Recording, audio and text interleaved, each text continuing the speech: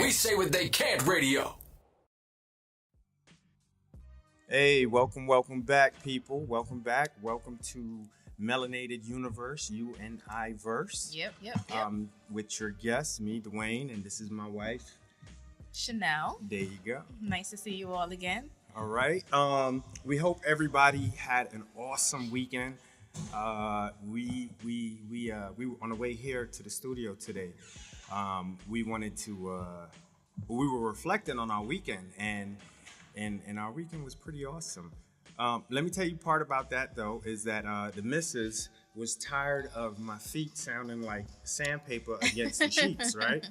Because they was kind of like, you get that like so I think it got so loud she couldn't sleep. I don't know what happened, but yeah, it definitely wasn't the baby keeping me up at night.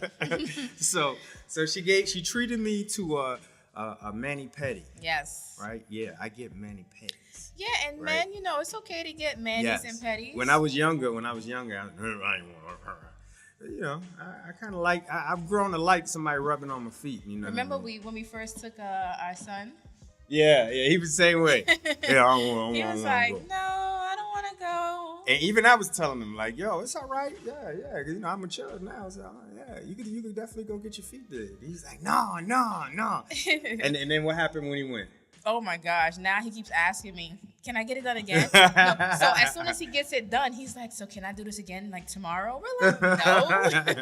But look, see how she said he don't do it like with the neck thing. He don't do that part. He just be talking like this, right? I had to clear that up. But it was awesome. It was better than I had before, and yes, for more than one reason. But though. Why was it better than you had before? Well, the first reason that I got to share with MU out here, right, is I was supporting a black entrepreneur. That's the first reason. I think it's so crazy that we still see melanated people giving the Asians their money. Right. Like, how many videos you got to see of disrespect before you get tired of being disrespected? Especially when there's so many black nail techs out there. Exactly. Like, there's so many out there in New York City alone. So, yeah, we really don't even have a reason why we should still, support the Asian community. And the lady who owns it, she was awesome. I actually, I got a treat. I never got getting my nails done. Okay, I got some oxtail with some rice and peas and no, with the oxtail it was curry goat. I think. I don't think it was. Wait, no. Yes, it was goat. Yeah, you're right. I didn't want the beef. You're right. Curry goat. It was curry goat. Yes. So I'm there getting my feet done, right, and I'm eating this curry goat, and they got the candles going and the lights and the ambiance, and it's like 1-on-1, you know what I mean? So it's like I was impressed. I was very impressed. So I decided to give her and her business a shout out. The name is Ricky D Nail Spa on Church Ave and 43rd Street. No, not 43rd. Well, 53rd. My bad. Yeah, I think it's like 53rd. Yeah, on Church Avenue in Brooklyn and East 53rd Street. And the way you spell her name is, and you can get this for your Instagram, the name of the business is RIKIDINAL Spa, SPA. So Ricky D Nail Spa, RIKIDINAL NAIL Spa. Sorry, NAIL Spa. You can see words is disappearing on me now, right? That's what happened when you don't get good sleep the night before. But Ricky D, thank you so much. I'm gonna definitely come check you again. And I think it came with cake too, right? Yes. And it had cake. Like you get your feet done. West and Indian food and cake. And you get to while you getting your feet what done? You want to eat. Like you get to choose from like a menu or something. Right. So yes, definitely check her out. I had a great experience, and oftentimes you hear people use the excuse you don't get a good experience from black business. Yes, that is not true. Right. All right. She was awesome. Awesome conversation. Very pleasant, and I was satisfied. Yeah, a few people from our family went to her already. Our daughter, my mother, my sister, me, you. We have to take Kayam. Yeah. We have to take our son, but yeah, like she's awesome. Because I mean, look, we can't be hypocrites, right? We're in a movement to make our community better, Right. and we have to support our business owners. Absolutely. And Melanated Universe is all about highlighting people in our community that's doing good work for our community, and she is definitely one of them. Yes, indeed. So thank you, Ricky D. Yes, thank you. All right, and the other thing that we did over the weekend. Yeah, we had a busy weekend. Friday night, we went to a community event. It was a family game night. Yes. So it was for like the parents and the kids, sisters, brothers, uncles, like everyone just came out and had a good time. It was hosted by Heels in High Places, which is a nonprofit organization that, Dwayne and I work very closely with. They do a lot of great work in the community. Yes, and, they do. Friday night was awesome. We played, they had Uno. Yep. Oh, I won. I just want to say that. Champ. Okay. All right. Twisters, Trouble. We played Taboo. We won. They thought we was cheating. I mean, we just can't stop this greatness, man. But hey, it's a win-win world. Yes, it is a win-win world. But however, in that situation, we won. I know. It is a win-win world because even in their loss, they learned some important lessons. Don't play against us. It's all love. We messing with y'all. All right. But no, it was great. It was really nice. And then at the end, we had like a little round table discussion just to talk about like family and what family meant to us, and things like that. Like right. It was really good. She fed us. Yes, they have food. If there's food, I'm there. It was also vegan friendly. Yeah. So and we forgot that there are kids there. We brought our kids, Yep. and other people brought their kids. It was a family night. Right. And everybody. Mm-hmm. They had a bounce house in the back. Yep. From Hall at Fun. Yep. All that fun provided that. And the little babies were in this. It was like a little baby bounce house. And right. They was going nuts over there. So, like, everybody had it was something a space. for everybody. Some kids were playing chess. Yeah. Like my son, he was playing chess with some other kids, and right. I just stepped back and I looked, and I was just so like proud of them. Like I felt joy watching that take place. And then on the other side is some other kids, and they playing Twister Connect Jenga. 4, mm-hmm. Like everybody was interacting. And we talk about community building, and because my background is finance, a lot of times I focus on educating people on financial literacy, which I believe is an important part of building our community. But also part of building our community isn't just business. Part of building our community is coming together and spending time together and enjoying each other's company and building bonds in a communal and a safe setting. Like Friday night, that's exactly what that was. That was a safe setting. What I loved about it was no one was on their electronics. Exactly. Not one kid. Not the kids, not the adults. Yeah. Nobody was on the electronics. Everybody was present in the moment. The only time I had my phone out was to take pictures. But other than that, like, and we'll be posting some of those pictures up on our own personal pages. Right. So you guys can see how much fun it was, man. I'm looking forward to the next one. But yeah, follow Heels in High Places on, Heels in High Places _WE on Instagram. And check out any of her next upcoming family game night events. I believe her next one is March 22nd. So if you missed the first one, make sure you check out her next one that's coming up next month. Yes, indeed. Yes, indeed. Yeah, So don't miss it. That was our weekend, and we are hoping that you had an equally or even better weekend. We got to make time to de-stress and bond and build bonds, and that's very important. Oh, and also over the weekend, I forgot, all that fun, we did our open play yesterday.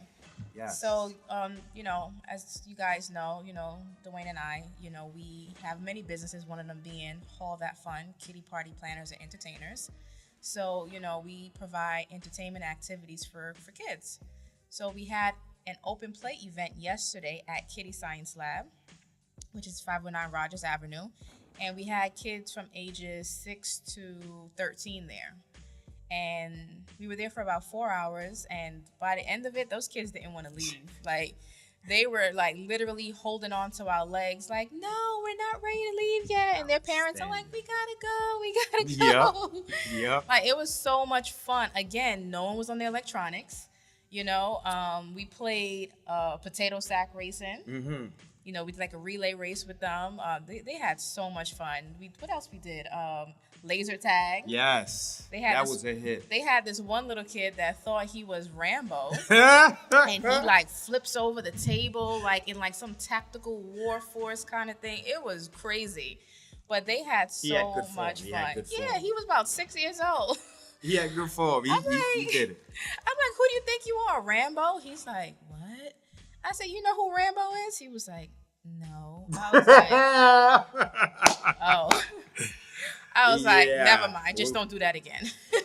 That's one of those reminders that you ain't that young no more. They had such an awesome time. So, yeah, if you missed that event, that family fun event, catch our next one, which is going to be Saturday, March 9th from 1 to 5 p.m. and we'll be at Kitty Science Lab.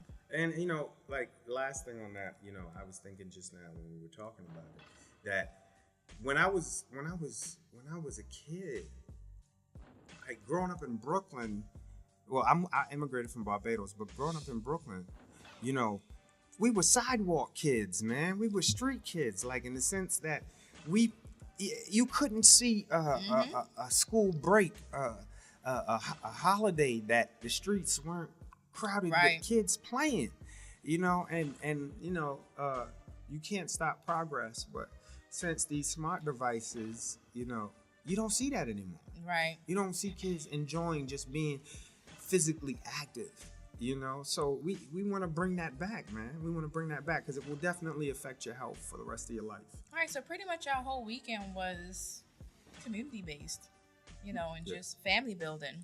Yeah. And speaking of family, we were talking about the military. Yes. And how that affects the Black family. Yes. And, you know, today's episode, we wanted to touch briefly on what are the thoughts that people have on the military and going, like your kids going into service. You know, I'll speak a little bit about my background. I did 8 years in the military, 4 of them active, and while I was in uniform, I went to Afghanistan, Iraq, and out of uniform, I contracted again in Afghanistan. So for us, this is a personal, and my wife has been with me for the entire time. Or should I say we've been together. We weren't married until, you know, my second year in the military, but we've been together that entire time. And we have our own perspective on the pros and the cons of how going to the military may affect our community. Right? So let's talk about it. Yeah. Let's talk about it. Okay. I like to start with the positive. So, and I can only speak from my perspective. So, what made me join the military? I'll be honest. It wasn't to be a patriot. It wasn't to be Rambo.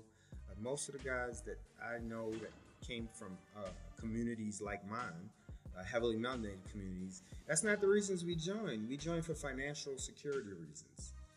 Most of us. You know, and for options, like, you know, financial security also, you know, falling under that umbrella is, you know, even if you think you join to get a trade or a skill, you know, that's still part of financial security. Would you also say that it was an escape out of the hood? Like, you know. Yes, it was that too. It was definitely that too, because, you know, I was a bit misguided in my youth, and I knew that I needed a change, right? Because I saw my options, and my options weren't good. You know, it wasn't good, and I had to make a choice, you know, and I was 19 and I chose. I made the choice. I said, look, I've got to get out the hood. And at first I went to a community college, and after one semester realized that wasn't going to get me what I wanted. I wanted an electronic engineering degree at the time, and I couldn't get it there. I could get an engineering sciences, which is very vague, and it was only an associate's degree. So I called up my recruiter and I said, hey, I'm ready to go in the Army. Because he had tried to put me in a couple years prior. You know, my mother tried to trick me in there. Not really trick, but like muscle me in there. And I protested, rebelled. And, you know, it didn't happen the first time. The second time, I wanted it. Because my mind was in a different place.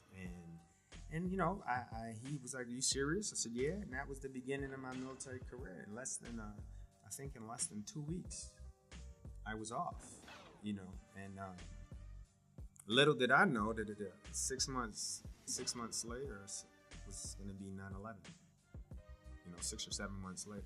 So there I am. I'm in the military. I'm in training. I get out. I get to my first duty station, my first base, you know. And when my sergeant from the unit I was going to be working at came to get me the first time, I was eating breakfast and in the chow hall right after physical exercise. And I remember I was watching the TV. He walks up, he introduces himself to me. You know, I'm standing up because he's a sergeant at the time, so I got to show respect. And 9/11 is happening on the TV. You know, and then the sirens go off on the base, and he's like, oh, man, I got to go. I'll be back. So he leaves, and then, you know, we find out about the whole 9/11. He comes back the next day to get me. And when he comes to get me, you know, I got my duffel bags and stuff. And the first thing he says is, well, at least you don't got to unpack. We're going to be going to war. And I'm like, what? All right. So, you know, when we go into the military, when I went into the military, I was very naive to the world. You know, I knew some things, but I didn't know a lot. And going into the military broadened my horizons, which is one of the pros. It broadened my horizons because I was talking to a friend that was in the military with me last night, and he had a similar experience because he was from Baltimore. But when I was in basic training, you know, that New York face. I don't know if you guys remember that. You know, like, that mean mug. Everybody think that you're angry all the time, right? But that's just your New York face, right? Facts. I remember when I went to Tennessee to visit you. Yeah. Well, no, when I moved out there, and this woman I used to work with, Ava, she was like, "Why you always got an attitude?" And I'm like, "I don't have an attitude." Like, I said, "I'm being friendly," and she's like, "You're being friendly," and I'm like, "Yeah." But, you know, she felt like I came off really strong and aggressive. And people couldn't really approach me. And I was like, really? And she was like, yeah, you know, a few people, you know, mentioned it to her. You know, because she knew me, she knew that I wasn't angry. But to those in the South who don't have much dealings with people in the North, they think that we're angry all the time. But it's not that we're being angry. I think it's just that, you know, when you grow up in New York, or just on the East Coast in general, the Northeast Coast, you have to just, you can't be too friendly because then people take that as a sign of weakness. And a lot of times you are going to mirror your surroundings, right? And you don't even realize it. You'll mirror your surroundings. Like, if everyone's behaving a certain way, you'll behave a certain way. Yeah. And you may not even be conscious of it, you know. So I like the story went. I was in basic training, and I had a buddy that I met. He was the funniest thing in the world. He was a heavyset dude that taught me how to run long distance. Craziest story in the world, right? But he was my bunkmate, and one day I came into the barracks, and there was this guy. There's like a couple of them, and they every time I came in, they would stare at me, and my ignorance and my young. Aggressive New York way of thinking. I'm thinking, all right, when somebody's looking at you all the time and they're not saying anything, they plotting to do something to you. So you react aggressively. That's what I was taught.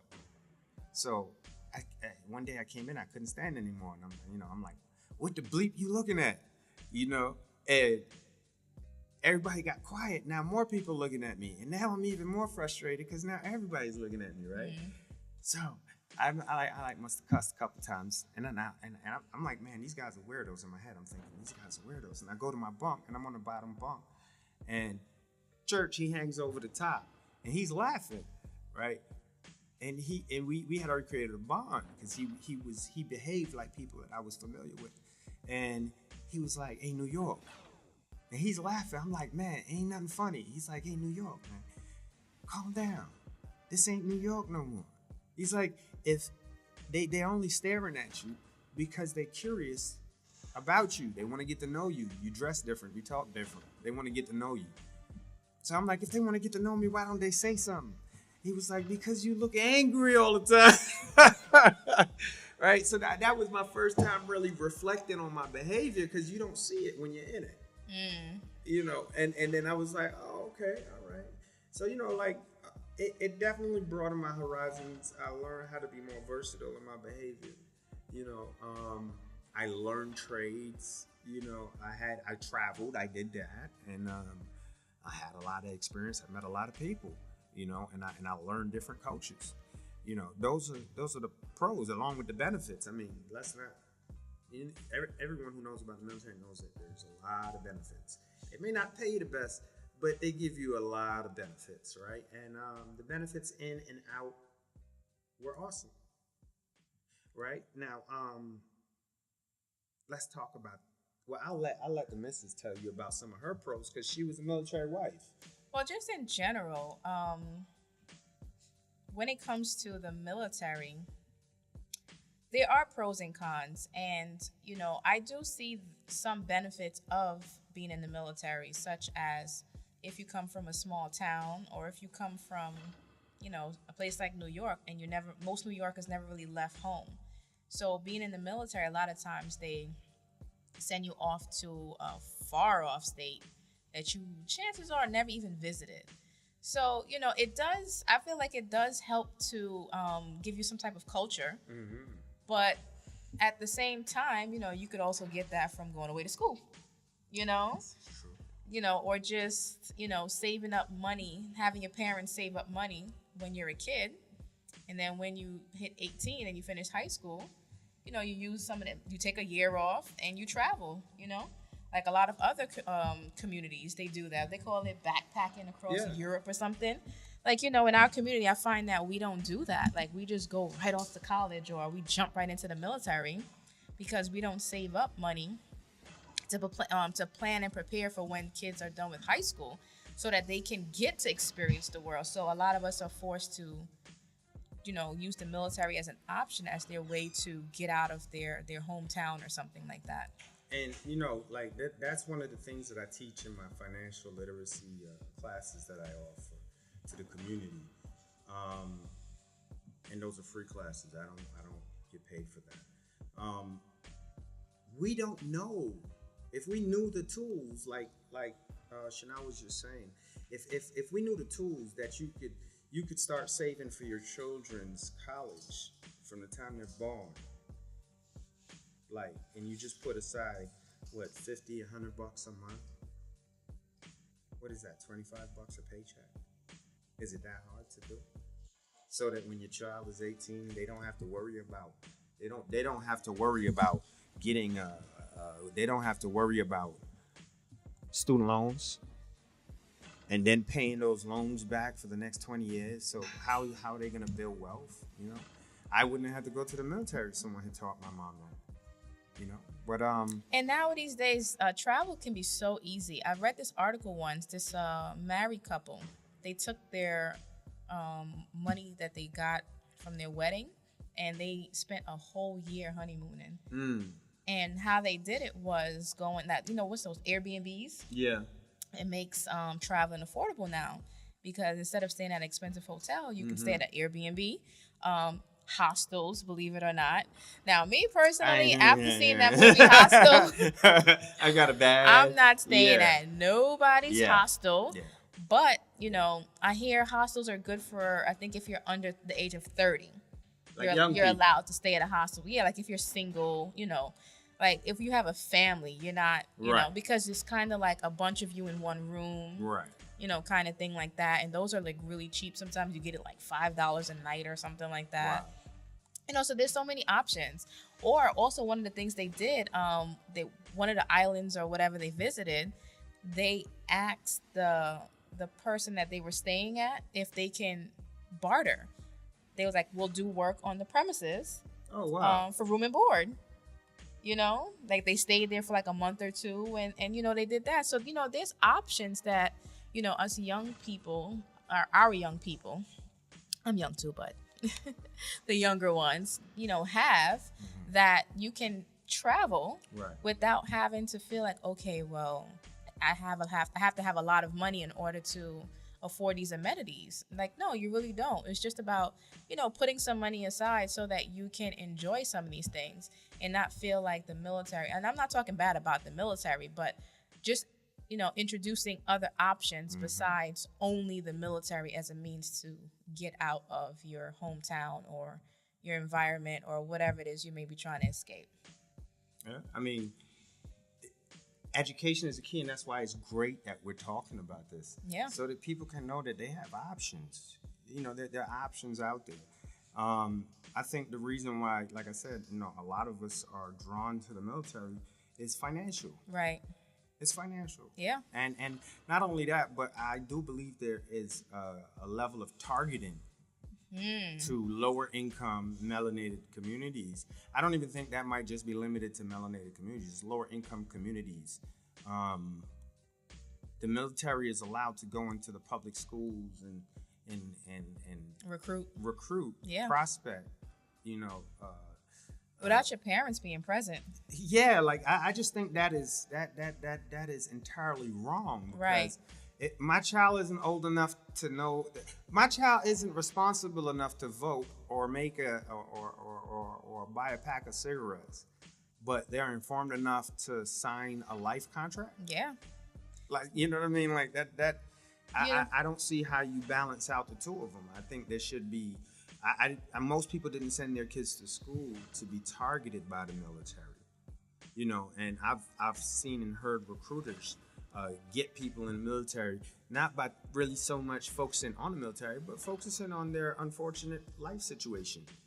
I was speaking of recruiters in the military without parents present. I was talking to my sister the other day, and she had went to Clara Barton, which is like a nursing school, a school for to teach kids how to, go into the nursing profession. And when she was in like the 11th or 12th grade, they had this program that allows you to either be a medical assistant, a LPN, or a nurse's aide, which is pretty much a CNA. But they don't sit you down in like a workshop and explain to you what each program does. They just like have it on the list, and if you've never been exposed to that, how do you know what you're looking at? Right. So you'll just pick one, and then they send you off to that program. I mean, she later on became a nurse, but she could have graduated high school with an LPN or even an RN had she known. There was another girl, she said, that was in the same program as her, who went on to do LPN. And by the time she was 19, she was an RN.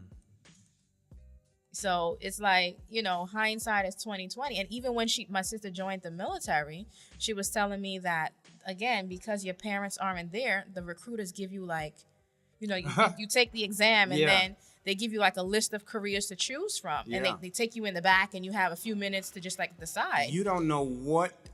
These things are named in ways that you will never know what the job means. So one of the programs was an LPN. She didn't know that she could have became an LPN in the military. In the military? Yeah. So remember, she went in for medical. Right. So once again, this is the second time she missed the opportunity to study to be a nurse because no one explained it to her. It wasn't until after she got in and then she heard other people were doing it, but by then it was too late. You're locked in. She was locked in. Yep. So she didn't get to go to nursing school until after she completed her 4 years in the military. Okay, by then you're a lot older you know, You might have some mental issues. Like it's the Yeah. lack of communication that these recruiters are providing. It allows them is- to take advantage of young Right. people. You got to remember, these people, 16, 17. Even at 18, They start talking to them at 16, 17. How and of course you're glorifying something. Oh yeah, you're gonna get. Look, this is the most common thing. My recruiter even said this to me, but by the time I had already decided to go in the military, I was focused on what I wanted. So I really wasn't listening to all the fluff he was talking about at that point in time. But they tell you, oh yeah, oh man, you're gonna get so much girls. There's gonna be girls everywhere trying to get you, and you're gonna have all the money, and then because you in the military, you're gonna get to go here, you're gonna get to. They go spoke there. your language. And a lot, I'd say about not even 90. I'd say about 70% of it was BS, right? But to see the way it works is, I'm allowed to tell you a lie. If I'm a recruiter, I'm allowed to tell you a lie because you're not in the military. You're not in the military. Now, once I get you in the military, you can't come back and beat me up because now I outrank you. And you can't break military law now. So, the military like, hey, however, this is what I think. I think they just go, hey, however you get them, but you got to get them because those military recruiters got quotas. Yeah. They got quotas, and they don't care what they got to tell you to get you. They got you. You know how many people inside? Like when you go to basic training and you get inside, like my drill sergeant, as soon as we all got there, he was like, I know right now you guys are pissed and you mad at your recruiter. You want to go back home and kick his ass because he promised you the world, and instead you got us. So get ready for 9 weeks of hell. You know what I mean? Like, how do you feel? It's like, oh man, he told me lies. Yeah, he told you lies. That's his job. His job is to get you in by any means necessary. And it's funny because, like through you, I found out that if you have a bachelor's degree and you join the military, you go in as an officer. You can go in as an officer with an associate's on contingent on you getting the bachelor's. Right, and I actually found that out because I remember when I had looked into it, you have to be 11 months out from obtaining your bachelor's degree. Right. In order to come in as an officer, and they'll pay. I think they'll pay for you to finish school or something like that or whatever. But most people, because they recruit us from so young, at 18, 19, when we're fresh out of high school, a lot of us don't know that if we just wait a couple more years, instead of going in enlisted where you're like at the bottom of the ranks, you can go in as an officer. And do you know how many brilliant melanated people I saw in the military that had? There was this one guy. He had a master's degree. And he was enlisted, right? He got recruited from like a private with a master's degree. How? They tricked him. They didn't want him to. They didn't tell him about being an officer. They wanted that enlisted recruit credit. Wow. When he could have gone in as, I don't even know, like maybe a first lieutenant, which is like the second level on the officers. Wow. And the pay between enlisted and officer is a huge difference in the pay gap. The officers give the orders, and the enlisted carry them out. My 2 cents is, if you're thinking about joining the military, speak to someone who was previously in. And that wasn't a recruiter. Correct. Like, get the inside scoop from them first, and they'll be able to mentor you, because it's all about mentorship. Absolutely. They'll mentor you and tell you exactly how to navigate your career through the military. And it'll be a much pleasant experience because now you're going in with some knowledge. Correct. And you're not going in blind. Correct. I had just touching on what Chanel just said. I had changed my job in the military, and I had to go back to a new school. And when you go back to the new school, because in the Army, there's 2 parts of training when you come in. You go to basic training, and then you go to your job training, right? So this was job training. So during the job training, someone like me who was already in for a while and coming back to get a new job, they consider you prior service, right? So which means that you're not coming right, you're not green, you're not coming right out of basic. And then, you got the young kids that are coming out of basic, they go into their job training for the first time, right? Now, what I noticed during that second experience in job training was the difference, like Chanel said, the huge difference it makes if you got mentorship. Because the young kids coming in that had someone who informed them, most of them where I was at, they had people that informed them about choosing that. It was a medical field, right? I got smart from serving and seeing that the medical field was an easier field than the first one I picked, right? So these kids, most of them, they knew. Someone told them, hey, yeah, you should go to medical. No one told me that the first time around. Imagine the difference it would have made going to Iraq and Afghanistan as a medic. You understand what I mean? Like that changes everything. You know, or even going to the Air Force instead of the Army. Right. These are things you learn when you're in the service. Air Force, they damn near get pampered. You know what I mean? But if you're in the Army and the Marines, ain't no room for that. You got to be tough. Because you guys are like the first responders. Right. Like, you know, so if people just explain this a little bit more, then, you know, more people would make informed decisions. But, you know, what I also noticed is that the majority of the white kids in the military, they had guidance. Because they discussed these things in their community. In the military, or someone from their town that served in the military and they mentored them into the military. So they knew the right paths to choose. You know, a lot of times in the white communities too, they do it as like their grandparents did it. Right. So then their father did it. So then the kids usually be like, okay, well, you know, 2 generations of mine did it, so I'm going to do it as well. So the family talks about it. But you know the perks? And prep them, and they have the medals and stuff on the wall. So they grow up, then they groom them to be educated in that field, to know what to expect when they go in. And then look how much easier it is for them to navigate. Because when you have people that been in and had achieved high rank, right, you don't get treated like everybody else when you come in. Yeah, you start throwing names around. Yeah, you don't get treated like everybody else. I remember there was a guy in basic that his pops was like a senator or something. He was like somebody famous, popular. You know what I mean? Influential. And the drill sergeants knew it. So at first, you know, they started off treating us all the same. And then special guy over there, he starts going, nope, I don't want to do this no more. Right? And you know, they start, you know, doing what drill sergeants do, trying to scare the living daylights out you, right? And somehow he got to make a phone call. And less than 12 hours after he made that phone call, he was gone. One of the drill sergeants was gone too. Right? So, you see, if you know people, and I know a lot of people that are like that, they're in the military, but maybe their uncle is a major, colonel, right, or a sergeant major. You know, hey, I'm going to join the military. Okay, I'll make a phone call for you. That's in pretty much anything. It's not what you know, yeah, it's who you know. It's who you know. Like, you know the right people, your experience is going to be different.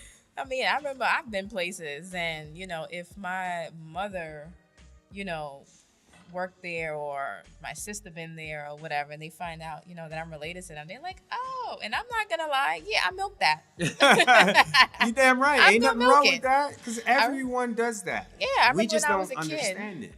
and I was like 10 or so, and my mother would take me to her job for take your daughter to work day.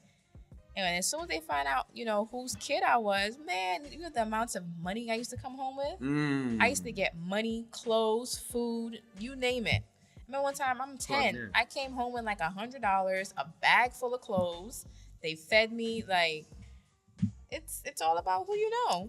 And I always thought that was crazy. Why do we give things for free to the people who have it?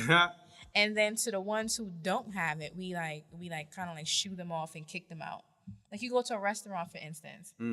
Let's say I don't have money, and I go there, and I'm like, oh, you know, I'm really hungry, blah, blah, blah. They'll look at me like I'm crazy, ask me to leave. But you walk in there, you're a celebrity, and you have the money to pay for the whole restaurant. And they'll be like, no, your meal's on us. Well, that's because Like, they viewing it as an investment, having you eat there. correct. Like, they're not losing but anything by giving you your meal for free because the amount of publicity they get from the you being humane there. aspect of it is what's backwards. Yeah, Is my point. The humane aspect. it's sad but true. It is. You know, but you get, you know, there's a lot of things that are sad but true, but you can't get in. Most times, you can't get in a position to change it until you learn how to master the game. So it is what it is, you know.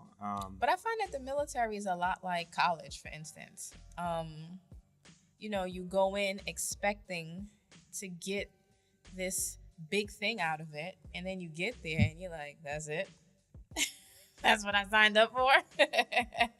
Like, a lot of times, you know, we can learn so much from the people in our community. Yes. Now, I'm not knocking college because, you know, at times, you know, depending on the field that you go into, I do believe you do need it. Just like, you know. Just like I needed to get out of the hood. Yeah, just like, you know, there's some people that who need to join the military because somebody got to defend our, you know, right. our country, right? But, you know, I think just having options, being educated on what it is that you're looking at so that you can make an informed decision instead of spending so much money and time only to later on find out like, damn, I really didn't even have to go this route. Yeah. Like, that's the point. If I had the mentorship that I like, when I mentor young people today, you know, I try to offer to them what I think I would have wanted. You know, there's a part of it that's actually listening and seeing what they need, but then at the same time, I'm also offering some of the things that I wish could have been offered to me. You know what I mean? Like, just someone that can offer you information. There's such a lack of information, and like we know all about the most useless things. You know what I mean? Like I don't even know if basketball played yesterday, but I bet you somebody else do, and they can tell you the stats, and they can tell you, you know what I mean, who got benched on what quarter, and who brought in. Like, that's brain energy that I don't want to direct to something that doesn't benefit my community, doesn't benefit me or my family. You know what I mean? And what are you doing? You're watching successful people being successful, and there's a part of your brain that is living vicariously through these people that you consider successful. But in that moment, you slip into like a matrix where you're watching them be successful, but you're not doing anything for yourself. You know what I mean? So a lot of times we get caught up in these frivolous arguments about it too. Yeah. And then you like, after like 30 minutes, you're like, wait a minute. Why am I even arguing about this? Right. Like, they be like, nah, so-and-so is a better team. Nah, so-and-so. And then people, like, you see it on TV all the time where they get into, like, these brawls. Yeah. And I'm like... And I used to be one of those people. That is insane. I used to be one of those people, but, you know... Or like the Tupac Biggie beef. Like, nah, Biggie's a better rapper. Nah, Tupac's a better rapper. Like, so it's just like, why are we arguing about that? They ain't thinking about us. Correct. It's just, it just triggers that fake tribalism in our brain. You know what I mean? Like, oh, you got on that tribe's jersey. I got on this right. tribe's jersey. And now I mean, sportsmanship is good. Don't get me is. wrong. You know, like, I'm athletic, so I understand, you know, sportsmanship. But, like, don't go so hard for somebody else's team is my point. And not only that, we as a people have been conditioned to focus on those things because those are the things that they tell us that we're good at. Yeah. Those are the things, if you keep telling a child, oh, you're good at robbing people, right? What do you think that kid gonna do? You're gonna go try to figure out how to rob somebody because that's what you're getting told you're good at, right? It's the same thing. You know, when I go to and I speak at schools, well, when the company Hold That Fun, when we go to speak at schools, one of the things that's consistent that all of the school facilitators say when I show them our program, you know, the activities that we offer, they all say, this is great because right now, the only thing that the kids are being offered is basketball and dance. And I was like, you know what? You're right. And I've spoken to so many people, and they're like, oh, you know, my son has basketball this weekend. Oh, my daughter has dance. And it's like, And that's all we do. And it's not like if 9 times out of 10 you hear these girls who are in dance go off to study at Juilliard, like in the white communities. You don't. It's just something that they do for fun. And then and see that by the time they hit high school, they're not doing it anymore. The same thing happens with the young males. Yeah. And see, the trick is to get everybody trying to get into a skinny hole, right? What's going to happen? It's going to get jammed up because there's not enough room for everybody to get in at the same time. Right. You understand? So what happens to all the rest of them that don't go down in the hole? Now they spent 10 years out of their life. They could have been building a business because it really only takes 3 good years to get your feet planted in business. You know what I mean? 3 good years focusing on the same business. You know what I mean? And you will learn enough to where you can sustain. You know what I mean? On average, right? So they throw away 10 years in high school and college, hoping to get to the NBA or to the NFL or to wherever other sports organization, right? Maybe about 1% of them will get through. But they just wasted 10 years. But if you only need 3 to get good at one business, you could have got good at 3 already. You know what I mean? So now you're feeling left behind when you look around and you're like, wow, I knew I was going to get into the NBA. And you have a lot of... now you didn't, and now you're not prepared to do anything else. You have a lot of people end up going into depression or committing suicide when they find out that their sports career is over. Isn't really a sports career because they can't get in. And they're like, well, that's all I know. That's it. I do admire like some of those athletes who have like some type of business or business background while they're playing in the NBA or the NFL or whatever. Because I have seen a lot of them, after their career end, they're like, no biggie. Yeah. While I was doing this, I was building this business or I was investing in this other thing or, whatever. So they have something to fall back on. Now, I know they say in business you shouldn't have something to fall back on. But when you play in sports, you have to have something to fall back on because your body is not going to be able to maintain that same level of energy so that you can continue to get paid for that. So you have to have something to fall back on. So, just something for, our community to be aware of. If you're going to put your kid in sports or dance, make sure they have something else that they're just as equally as hard working on so that they can have that plan B. And, if you look at it in just common sense terms, right? Like the missus said, if you're in sports, eventually your mechanism that brings the money is going to break down. Right. Right? If you build a business, that business could last for generations. And when people think of build a business, I don't know what to do. Well, maybe you don't need to get into a complicated business. Maybe you can look into real estate, buying houses. Yeah. Oh, I don't have all the money. Well, maybe you don't need all the money. Maybe you could find a crowdfunding group. Yeah. You know what I mean? Group economics. You can group fund it. So now maybe instead of you owning the whole house, maybe you and 3 other people own the house. Yeah, options. Small little bits like you don't have. It only seems like rocket science because no one taught us the basics. Right. Right. And learning the basics it's not hard.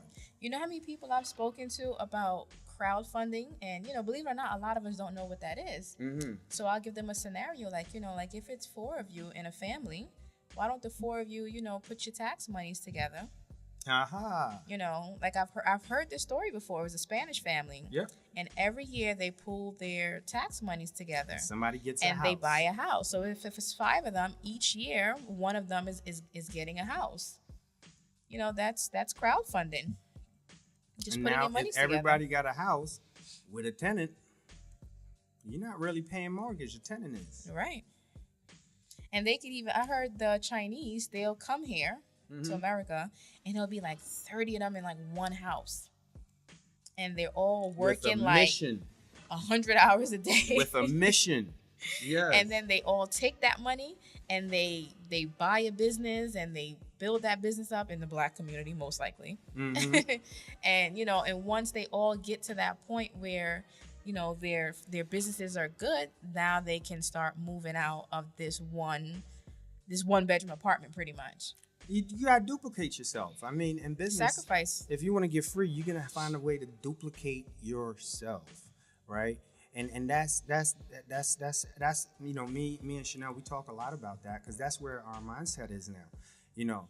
You can't get free if you don't replace yourself with somebody that can do what you need done. Right. So it's just about duplication. And if you want more money, you don't trade more time. You just duplicate more people. Yeah, and don't be afraid to share your knowledge. Like, we feel like if we have an idea or a business, we can't share it with someone else because we don't want them to do what we're doing and take food out of our pocket, our money, take food out of our table. And like, it's just crazy. Like, share what you know, like mentor someone, teach them. And you guys can probably get in on it together to maximize your potential. I mean, we have friends of the family that when we met them, they weren't in business, and we were in business. Mm-hmm. But we shared freely the information that we knew with them. Right. Right now, they're doing way better in business to the point now where they hire us to do things. Yeah. So you see how the money starts bouncing back and forth in the community because somebody else wasn't going to hire us to do things. Some non-melanated person. They wasn't going to work with us. You know what I mean? Right. But we helped this melanated couple who turned around, prospered, and helped us, and we prospered and helped them. And now, if this is just two people, imagine if it's more of you working together. It's like the Harriet Tubman saying, she would have went back and saved more slaves if only they knew they were slaves. Absolutely. The whole point is, if you get a come up, turn around and help somebody else come up. Like, help it's somebody. enough for us all to eat. Karma is real. Facts. And if you got that crabs in the barrel mentality in business, your business will die. Like, it's gonna be you running it until you can't run it no more because people are going to figure out you got that mentality. No one's going to want to work with you because they're working with people that was helping them before. Yeah, like you see like a lot of those family-owned restaurants or corner stores or, go out of business. Why? Because the father and the mother worked that store until they couldn't do it anymore. And then the kids didn't want to take over it. And well, they probably never trained them to. So it's like, yeah, you have to duplicate yourself so that you have a system that runs by itself. We have a corner store by the house. Yeah. And I don't even see the father in there anymore. No, his sons are running that. Nah, the sons ain't even there no more either. Oh, yeah? They got some other family members in there now. Huh. The sons wanted to do something else, but at least they're keeping it in the family. Correct. Is my point. So maybe now they the father opened another is store. off, possibly. But now the father is off doing something else. But that's how you do it, peoples. Yeah. That's a tip of advice, man. Expand and grow. Try to think outside the way that you have been thinking. I know that's really hard. But instead of trading your time for money, duplicate your services for money. Duplicate yourself for money. If you know how to do something, do it well and then teach somebody else how to do it. And if you haven't done so for the week, this is a new week, today is Sunday, support a Black business. Make it a goal to support at least one Black business a week. Yes. Like regardless of what it is, whether No it's, matter. I know most of us, we go to a Black barber or a Black hairdresser, but that's like the extent of, our Black support, Right. Go to a Black nail technician. Yes.